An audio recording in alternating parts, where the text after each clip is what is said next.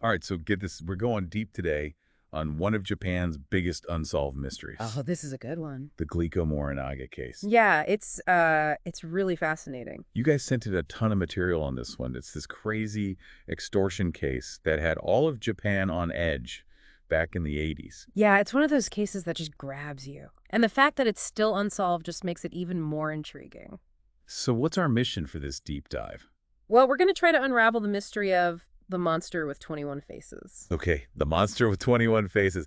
That sounds straight out of a comic book. Right. It's this shadowy figure who terrorized these huge Japanese confectionery companies. And then just vanished. Gone. Poof. Huh? Without a trace. And it wasn't just about the companies, right? This case had a huge impact on Japanese society as a whole. Oh, absolutely. Imagine the fear, thinking that any candy you buy could be poisoned. It really shook the nation's sense of security. Yeah, it's like something out of a nightmare. So let's rewind back to 1984. It all starts with the kidnapping of Katsuhisa Izaki, the president of Izaki Glico.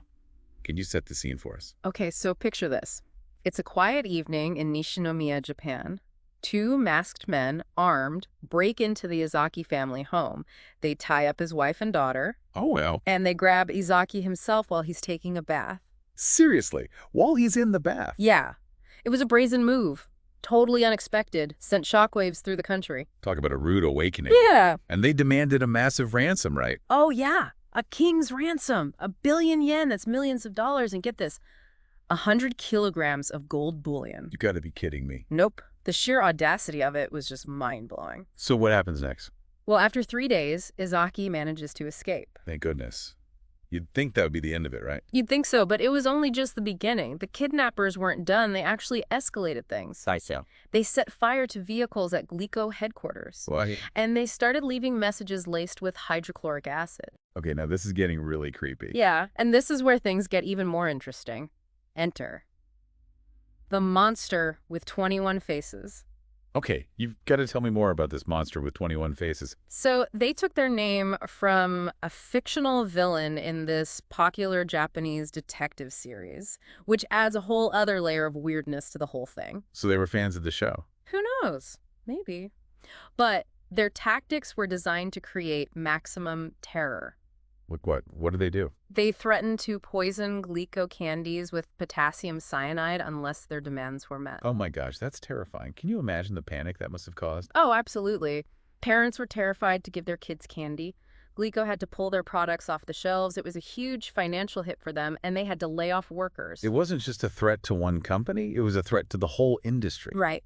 The entire food industry was on high alert, and the monster was just taunting the police the whole time, sending these mocking letters to the media. It's like they were playing a game. Totally. And get this, some of the letters were written in hiragana. Hiragana. Isn't that the simplified Japanese script that kids use? Exactly. And they even used Osaka dialect in some of them. So was that a clue? Or were they Yeah. just trying to throw off the investigation? It's a question that has baffled investigators for decades. Was it a genuine clue? A deliberate misdirection? We might never know. It's like they were playing mind games with the authorities. Oh, for sure. They were loving it. And then there's that security camera image of a man in a Yomiuri Giants baseball cap putting Glico chocolate on a store shelf after the threats were made. It became like a symbol of the whole case. That image is so creepy. It just shows how brazen they were, how they could operate in plain sight. Right. It's chilling. Just blending into everyday life while carrying out these terrifying acts. So the monster terrorizes Glico, but then they do something really strange. They announce they're forgiving the company. What was that about? Yeah, it's a weird twist. Some people think they just got bored with Glico, or maybe they felt they'd made their point. But they didn't disappear for good, did they? No, they didn't. It's almost like they needed a new target. And who is their next victim? In September of 1984, they set their sights on another major confectionery company, Morinaga. Morinaga. And they demanded, what, another ransom? This time they wanted $410,000 and threatened to poison Morinaga's products if they didn't get it. So what did Morinaga do? Did they pay up? They tried to negotiate. They even put a coded message in the newspaper like the monster told them to. But in the end, they refused to give in to the extortion. And what happened? The monster followed through on their threat. Poisoned Morinaga products started showing up in stores. Yeah. And think about the logistics of that. They had to get the potassium cyanide, somehow tamper with the products without anyone noticing, and then get those poison products into stores all over Japan. The level of organization is mind-boggling. Right, it shows you this was not just a couple of amateurs. This was a highly organized group with the resources and the knowledge to pull off a nationwide campaign of terror. And the impact on Morinaga was huge, wasn't it? Oh yeah, their stock prices crashed, they had to cut back production, and they were facing this wave of fear and distrust from the public. This wasn't just about money anymore. It was about shaking the foundations of Japan's corporate world. And creating this climate of fear. Exactly. So while all this is happening, the police are trying to catch this shadowy figure. And they have a few close calls, right? Tell me about the fox-eyed man. Ah, the fox-eyed man. Yeah. He was a key suspect. Big guy, well-built, with these distinctive eyes like a fox. Investigators think he was involved in at least 2 near misses. Okay, tell me more. I want to hear about these close calls. All right, so the first one happens during a ransom drop that the monster sets up for Marurai Ham. An undercover investigator, disguised as an employee, is waiting at the drop site. Okay. And he spots this suspicious guy watching him, the fox-eyed man. And this guy's wearing sunglasses and a perm, right? I've read about this. It's like something out of a movie. It is, right. Totally bizarre. So the investigator follows the monster's instructions, but the fox-eyed man is clearly onto him, watching his every move. It was a tense game of cat and mouse. So what happened? Did they catch him? They both end up getting off the train at different stops, and the fox-eyed man disappears before the police can grab him. So close. Were there any other times they almost caught him? There was another incident in Shiga Prefecture. The police almost caught a man with a radio transceiver tuned to police frequencies. He was listening in on them. They thought so. They suspected he was linked to the monster, maybe eavesdropping on their operations. But they didn't catch him either. Nope. He managed to get away before they could ID him. It's incredible how they kept slipping through the cracks. Right, like ghosts. All these near misses. It must have been so frustrating for the investigators. They were so close. Absolutely. And the pressure to solve the case was enormous. Ah. And tragically, it led to the suicide of Shiga Prefecture Police Superintendent Yamamoto. Oh, wow. That's awful. Yeah, he likely felt responsible for the monster still being out there, you know? The pressure must have been unbearable. And to make matters worse, the monster sent one final message Yeah. after Yamamoto's death, right? Yeah, it was this bizarre mix of a condolence note and a retirement announcement. What did it say? Part of it read, Yamamoto of Shiga Prefecture Police died. How stupid of him. No career Yamamoto died like a man. So we decided to give our condolence. We decided to forget about torturing food-making companies. It's like they were trying to claim some kind of moral high ground. I know, right? It's just disturbing. And with that final message, they were gone. Poof. Vanished. The monster with 21 faces was never caught. Unbelievable. They outsmarted the police, terrorized. Those are the questions that have haunted investigators for years. We'll explore those questions and delve into the various theories surrounding the case after a quick word from our sponsors. Okay, so let's try to break down the timeline a little, Okay, sounds good. just to see if we can spot any patterns, any clues about how the monster operated. All right, so we know the whole thing kicked off with the kidnapping of Katsuhisa Izaki on March 18th, 1984. Right, and then just 3 days later, he makes this incredible escape from the warehouse. It's like something out of a movie. Seriously, but even that didn't stop the monster. They were determined. Oh yeah, they were just getting started. Next came the arson attack on Glico headquarters on April 10th. Right. And then just a few days after that, on April 16th, they leave that container of hydrochloric acid with the threatening message. Yeah, just to make it crystal clear, they weren't messing around. They definitely weren't. It's amazing how they managed to escalate things like that without ever getting caught. Their ability to evade the police, it's one of the most mind-boggling things about this whole case. They were so careful, so meticulous. And they always seemed to be one step ahead. Always. And then in May of 1984, the monster with 21 faces makes their big debut, you know. Yes. The grand entrance. They send those taunting letters to the media, threatening to poison Glico's products. Those letters are so strange, So full of riddles and taunts, they even try to misdirect the police, right? Yeah, there's one letter, for example, where they specifically deny that any of Izaki's relatives or the local police in Nishinomiya are involved. Interesting. And then they give these seemingly helpful clues, like about the car they use and where they bought food. But it all feels a bit too convenient, right? Exactly, like they're trying to create confusion rather than actually give the police anything useful. It's like they wanted to look like criminal masterminds, toying with everyone. Oh, they definitely succeeded in creating fear and uncertainty. Especially with the threat of poisoned candy. Right. Imagine that. Oh, In a country where sweets are such a big part of the culture. it's a chilling thought. It is. And it's no wonder Glico suffered such massive losses. People were terrified to buy their products. And it wasn't just about the money either. No, you're right. It was about something deeper, you know? Attacking people's faith in something as simple and enjoyable as candy. Exactly. They were going after a symbol of innocence and joy. Which makes it all the more disturbing. Right. And then, after months of tormenting Glico, suddenly they announced they're forgiving the company. June of 1984. That's right. It's such a strange turn of events. So what do you think was going on there? While some people think they just got bored with Glico. Or maybe they felt like they'd made their point. Maybe. Others think it might have been a strategic move, you know? To throw off the investigation. Exactly. Make it look like they were done when really they were just planning their next move. And that move was to target Morinaga. Yes. September of 1984. Just a few months after supposedly forgiving Glico. They set their sights on Morinaga and company. And they demand $410,000. And when Morinaga doesn't play ball, they follow through with their threat. They start putting poisoned Morinaga products on store shelves across the country. It's terrifying to think about the logistics of that. I know, right?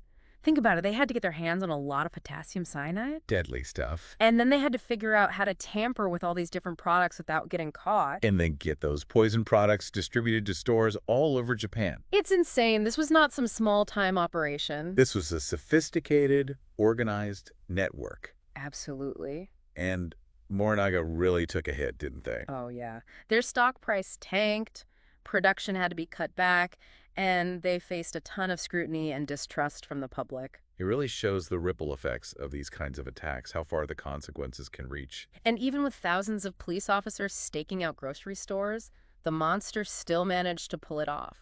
It's unbelievable. They were like ghosts operating right under the noses of the authorities. And then, of course, there were those close encounters with a fox-eyed man. Right.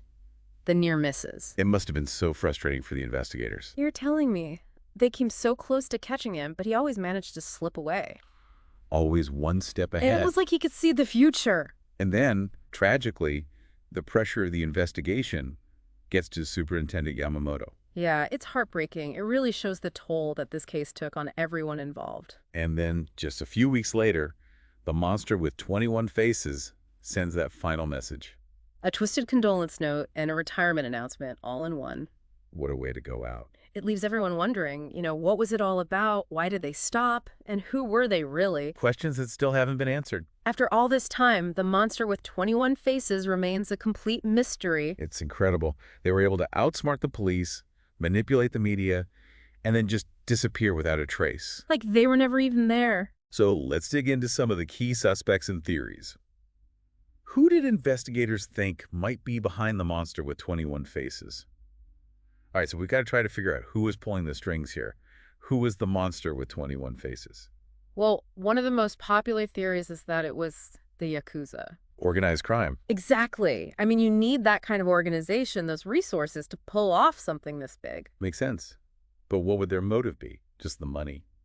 Or something else? That's the million-dollar question, isn't it? Some people think they were trying to mess with the Japanese economy. Cause chaos. Yeah, or maybe they wanted to show how powerful they were, flex their muscles a bit. So like a power play. Exactly. And there's another interesting thing. The monster's activities kind of line up with the Yamaichi War. The Yamaichi War. Remind me what that was all about again. Oh, right. Well, it was this big gang war that broke out in 1985. Yakuza versus Yakuza. Yep. The Yamaguchi-gumi, which is Japan's biggest Yakuza group, went to war with a rival gang, the Ichiwakai. It was a bloody mess. Shootings, bombings, assassinations, the whole 9 yards. So a major power struggle. Big time. They were fighting for control of all these illegal businesses, And the thing is, the monster's activity stopped right around the same time as this gang war was heating up. You think there could be a connection? It's possible. Maybe the monster was part of one of these gangs. And the war forced them underground. Or maybe they got caught in the crossfire. Who knows? That's a scary thought. Did the police look into any other suspects besides the Yakuza? Oh, yeah. They also looked into extreme political groups, both left-wing and right-wing. Huh. So maybe the monster was some kind of political extremist. It was a possibility. I mean, they were targeting these big corporations, symbols of Japan's success, you know. Trying to make a statement. Exactly. But they never found any solid evidence to back up that theory. So they pretty much ruled out a political motive. It seems like it. It looks like it was all about the money and creating fear and disruption. And then there's the whole material witness M thing. Manabu Miyazaki. Right, Manabu Miyazaki. He was a prime suspect for a while there, wasn't he? He was. He had done some stuff against Glico before, years before the monster showed up. Yeah, he kind of exposed some of their shady business practices. Right, he was like a whistleblower. And there's even this tape recording of him using language that's similar to what the monster would later use. And his dad was a big-time Yakuza boss, wasn't he? Yeah, which made him look even more suspicious. And to top it off, he even kind of looked like the fox-eyed man. It seemed like they had their guy. But after a long investigation, the police cleared him. They said he wasn't involved. Not directly, no. But even though he was officially cleared, the whole thing really messed him up. I can He imagine. became a recluse, all that public scrutiny, all the suspicion. But there's still people who think he might have played some role, right? Yeah, some people think maybe he inspired the monster somehow. Or gave them some inside information about Glico. It's possible. It's one of those things that people still debate. So where does that leave us? Mm-mm. We've got all these theories, but no real answers. Pretty much. The Glico-Morinaga case is one of those mysteries that just refuses to be solved. They were just too good, weren't they? It's like they were masters of illusion Able to outsmart the police, the media, everyone. and then vanish without a trace. And that's what makes it so creepy. It makes you wonder, what if they hadn't stopped? Would they still be out there somewhere, waiting to strike again? Now that's a scary thought. It really is. And maybe that's why people are still so fascinated by this case, even after all these years. It challenges our sense of order, you know? Makes us realize that even in a place like Japan, where things are supposed to be so safe and controlled, There's still some mysteries that just can't be explained. well, this has definitely been a fascinating, if somewhat unsettling, deep dive. It's one of those cases that stays with you, you know? Absolutely. The Glico-Morinaga case is a wild ride through the underbelly of Japan in the 80s. It's a reminder that even in a world where it feels like everything is under surveillance, some secrets will always remain hidden. So what do you think? Was the monster with 21 faces a lone wolf, a criminal mastermind, or a group working together? Were they just in it for the money, or was there something else going on? We may never know for sure, but it's definitely a case worth thinking about.